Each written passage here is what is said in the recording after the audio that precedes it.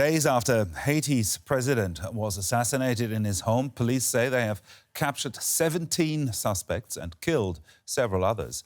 Among the arrested are Colombian ex-military and 2 dual US-Haitian citizens. Their motive remains unclear. Authorities are still searching for more members of the alleged hit squad. Haitian citizens are also joining in the manhunt. Colombia's defense minister confirmed that several retired Colombian soldiers were involved in that assassination.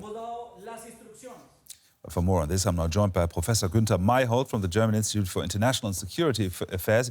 He's also an expert on Latin America and on organized crime. Professor Mayholt, many of these suspects seem to be Colombian, some of them former military. What are the links between Haiti and Colombia?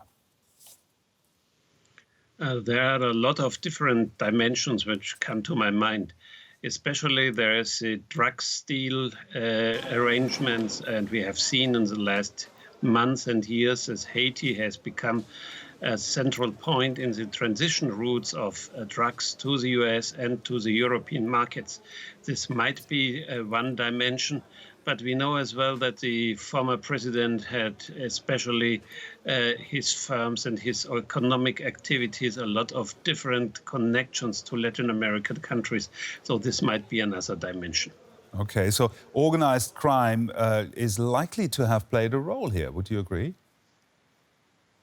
This could be one point. We must be clear that this assassination could only be managed due to local contexts and local power holders.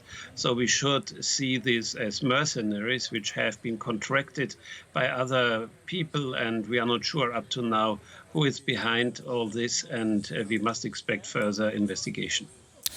You mentioned the internal situation there in Haiti. What can you tell us about the general political outlook at the moment? We are in a situation of power vacuum. We have now, since yesterday, 2 prime ministers who are debating their interests to control the situation. There's no parliament which is in functioning since 1 year. We had a president which operated by decree. The Supreme Court president has died recently from COVID. So there is no clear institutional way out of this challenge. And I think due to this difficult institutional scenario, we need a strong position of the international community. Is there no internal opposition, domestic opposition? Is there a movement forming there that want to re-establish democratic institutions? There is a lot of opposition, and that's the main problem. It is fractured. It is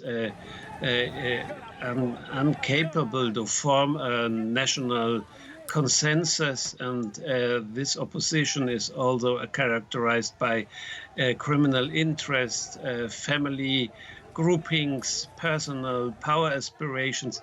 So the national dimension to form a way out of this situation is very difficult to imagine, and in some way international actors such as the United Nations, US or France are hesitant to take up this challenge because they know about the difficulties to come to terms with a country and a situation which is losing the rest of governance it had in the recent years.